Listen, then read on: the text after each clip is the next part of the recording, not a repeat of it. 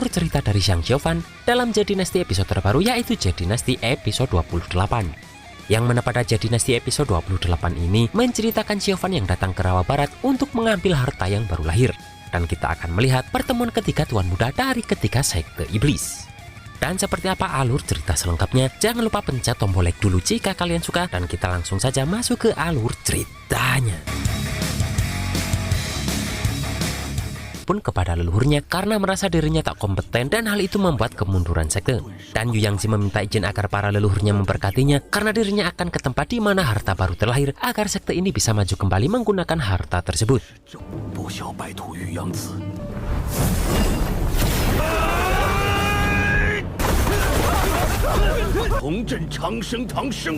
Sementara terlihat Xie Huan dan kakek Zhou Yuji datang ke desa Dawang karena mendengar berita ada sinar emas tersebar di sini. Xie Huan pun penasaran apakah memang sungguh ada harta unik yang langka di rawa ini. Namun kakek Zhou Yuji tahu jika semua aliran bertekad mendapatkan harta unik itu meskipun rawa kematian dipenuhi serangga beracun yang menutupi seluruh rawa. Dan karena harta ini belum juga lahir, maka Xie Huan ini akan berhadapan dengan aliran kebenaran dan aliran iblis terlebih dulu. Dan benar saja terlihat bahwa di pinggir rawa sedang terjadi pertarungan antara aliran kebenaran dan aliran iblis ini.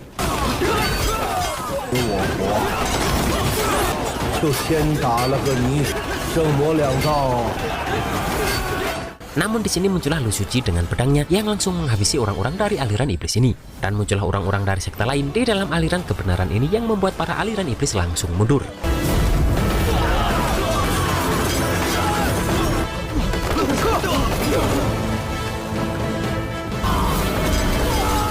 Di sini dengan cepat Xiao Yichai langsung menyapa mereka dengan berkata bahwa sekte Jingyun datang untuk membantu.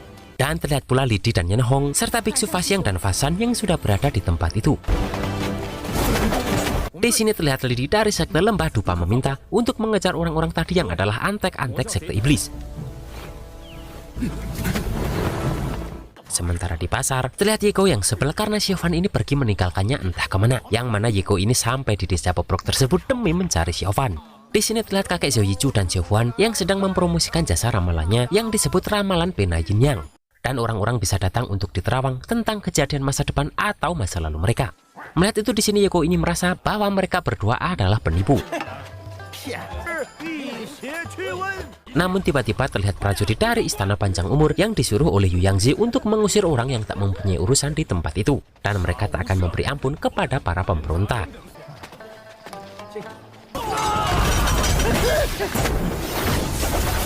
Melihat itu di sini Xie Huan dan kakeknya juga ingin pergi, namun terlihat di sini seorang pemuda yang datang untuk diterawang. Di sini Xie Huan bertanya, apakah orang itu ingin diterawang lewat telapak tangan, wajah, atau lewat kata. Dan di sini pemuda itu pun meminta untuk diterawang menggunakan kata untuk melihat keberuntungannya saat pergi ke rawa. Namun para prajurit tadi terlihat marah melihat orang ini yang tak pergi setelah diperingatkan tadi. Di sini para prajurit itu berusaha menyerang pemuda ini, namun sambil menuliskan namanya dan mengeluarkan racunnya, pemuda ini langsung membuat mereka mundur. Yang mana di sini mereka tahu jika pemuda ini berasal dari sekte Segudang Racun dan pemuda ini bernama Jin Wuyan. Mendengar nama itu pun para prajurit ini langsung kabur. Sementara Xie Huan mengatakan bahwa dari kata Jin Wuyan ini menggambarkan bahwa keberuntungan Jin Wuyan sangat bagus jika pergi ke rawa.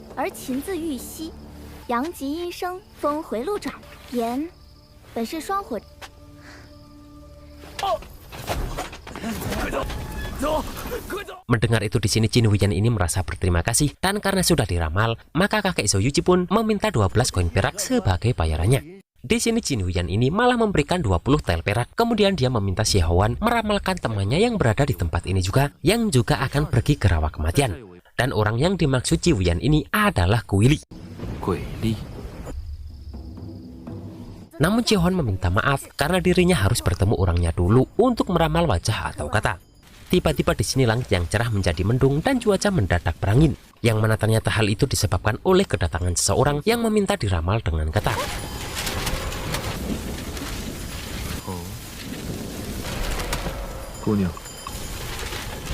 Dan Xie Huan terkejut karena kata yang ditulis adalah nama Guili.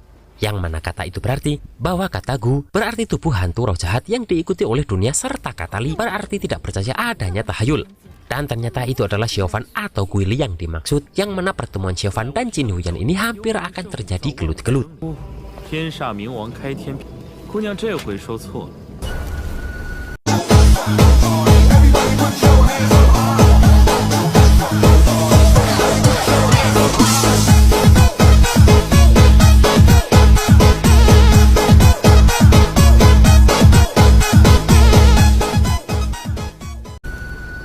血公子。 Terlihat di sini Qin Yuyan ini mengeluarkan aura racunnya, sementara Xiaofan langsung mengeluarkan aura iblisnya. Dan terlihat kakek Zhou Yichu ini berusaha lari agar tidak ikut-ikutan dalam masalah mereka berdua.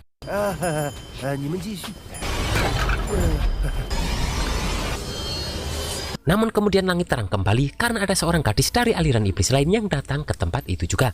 Dan setelah bertemu dengan Guili langsung, Qin Yuyan ini baru mengakui bahwa Guili ini sama seperti rumor yang beredar. Dan mungkin harta itu akan jatuh ke tangan Guili ini.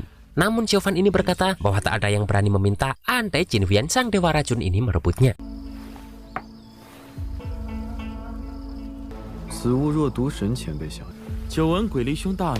Dan kemudian Qin Yuyan berkata jika sebaiknya masalah ini diserahkan agar diputuskan oleh Yu Yangzi yang mengelola tempat ini saja.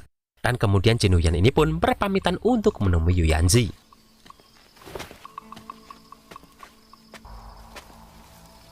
Sementara sebelum pergi Xiaofan berkata jika Xie Huan ini sekarang sudah dewasa.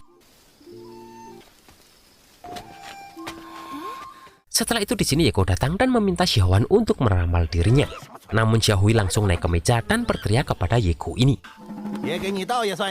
Di sini Yeko meminta Xie Huan meramal wajahnya saja karena dirinya tak bisa baca tulis.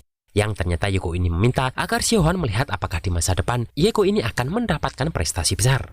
Di sini Xie Huan langsung meramal jika pada intinya Yeko ini akan sulit mencapai kesuksesan dalam hidup jika tidak ada bantuan orang bijak dilihat dari 3 garis di dahi Yeko. Meskipun wajah Yeko ini sangat langka dan sangatlah unik. Kemudian di sini kakek Zhou Yichu langsung meminta bayaran 12 tel kepada Yeko ini. Namun jelas saja Yeko ini menolaknya karena ramalan Xie Huan ini tak sesuai dengan keinginannya dan menganggap Xie Huan ini hanya omong kosong saja. Melihat Yeko yang pergi dengan enteng, di sini Xia Hui langsung mengambil uang Yeko dan langsung memberikan kepada Xie Huan. Yang mana jelas saja hal tersebut membuat Yeko marah karena Xie Huan ini berani mencuri uangnya.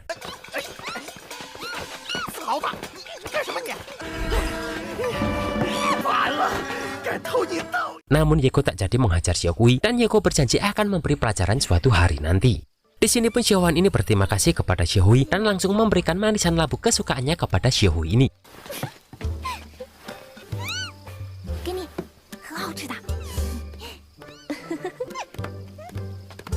Kemudian terlihat seorang wanita dari sekte Akasia yang bernama Prijin, yang mana Xie Huan ini memanggil wanita ini dengan sebutan kakak. Dan pertemuan mereka berdua ini adalah setelah 3 tahun mereka tak bertemu. Sementara di Rawa Barat terlihat tanda bahwa ada 3 orang sudah datang ke tempat ini. Dan terlihat mata-mata dari Istana Panjang Umur yang melihat itu langsung ingin melaporkan ini ke penguasa istananya karena aliran kebenaran telah menuju ke jurang kematian. Sementara terlihat Xie Huan dan kakek Zhou Yichu datang ke Rawa Barat bersama Prijin. Saat kakek Zhou Yichu ini sibuk mengusir lalat yang mengerupinginya, terlihat beberapa mata besar di sekitarnya.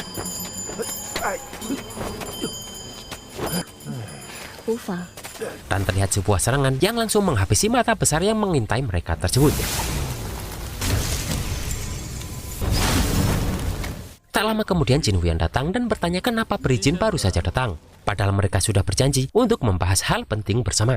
Di sini Prijin berkata bahwa 3 hari lalu murid faksi Akasia meninggal setelah diracuni oleh sekte segudang racun. Dan dia bertanya apakah Qin Huyan ini yang melakukan hal tersebut. Dan karena masalah ini melibatkan sekte segudang racun milik Qin Huyan, maka Qin Huyan akan menjelaskan langsung nanti. Dan Qin Huyan meminta agar Prijin melihat situasi keseluruhan dari tragedi tersebut.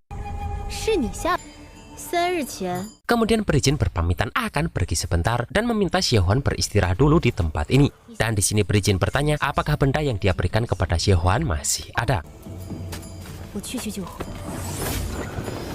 Singkat cerita, Xie Huan dan kakeknya berteduh di bawah pohon karena hujan turun begitu deras.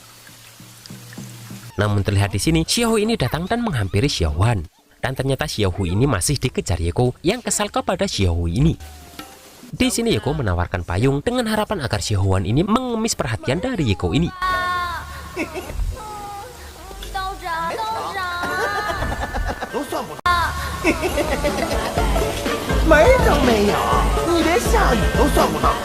还敢胡说你家道爷的前程？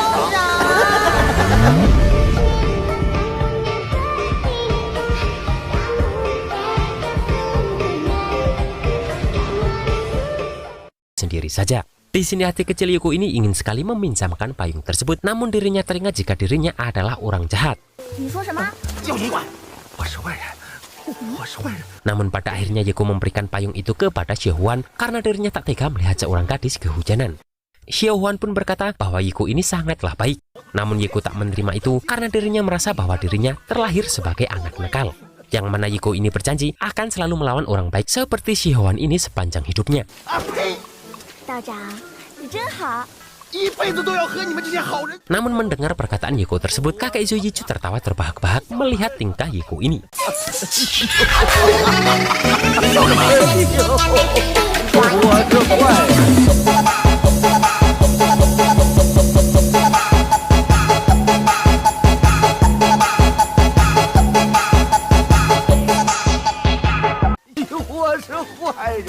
Di sini kakek Zoyichu ketakutan sampai terjatuh saat Yuko ini ingin menghajar beliau. Yang mana kali ini Yuko ini berbalik menertawakan kakek Zoyichi ini. Singkat cerita, hujan pun reda. Namun tiba-tiba Xiaohui melihat bahwa ada monster yang berusaha menyerang Xiaohuan ini dari belakang.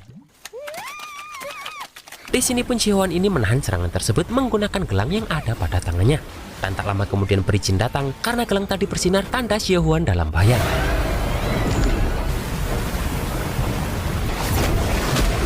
Namun tak hanya Perijin saja, karena Xiaohuan juga datang untuk membunuh monster tersebut.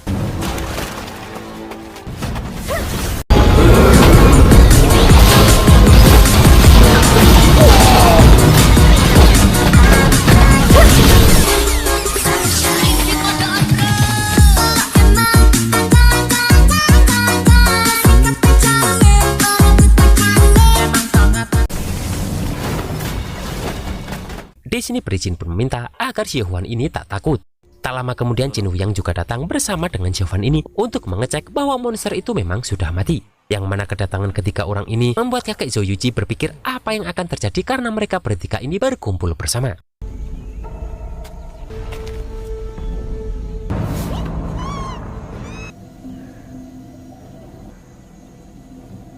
Kemudian di sini kakek Zoyuji pun tahu jika monster tadi adalah manusia ikan. Yang mana monster itu berasal dari suku manusia ikan, salah satu dari 63 suku asing di Gunung Siwan. Perijin pun bertanya kenapa manusia ikan itu bisa muncul di sini, padahal Gunung Siwan ini membentang sangat luas. 63亿族之一的，那就不得而知了。 他们怎么会出现在此？ Kemudian Qin Huyan bertanya bagaimana pendapat Xiaohuan dan Perijin tentang hal yang barusan mereka bicarakan. Dan terlihat Xiaohuan ini menyetujui hal rahasia tersebut. Di sini Xiaohuan pun langsung melambaikan tangannya kepada Yuko dan Xiaohuan saat mereka perlahan pergi. Dan Perijin meminta Xiaohuan untuk menghindari jika suatu saat bertemu dengan kedua orang tadi. Di sini pun Xiaohuan berusaha mengembalikan payung Yuko, namun terlihat Yuko ini terus berjalan mengikuti Xiaohuan. Dan kakek Zoyichu pun tahu bahwa sesuatu yang buruk akan segera terjadi. Sementara mata-mata tadi langsung melaporkan kepada penguasa istana yang ternyata adalah Yu Yangzi. Dan ternyata Yu Yangzi sudah memasang umpan di jurang kematian yang membuat ketiga dari aliran iblis tadi datang. Dan orang itu melaporkan bahwa ketiga tuan muda telah memasuki rawa tanpa membawa satu pun bawahan. 三公子皆已进入沼泽，合欢派则在一旁坐鼓。堂主， Dan itulah guys alur cerita Jade Dynasty episode 28 ini. Untuk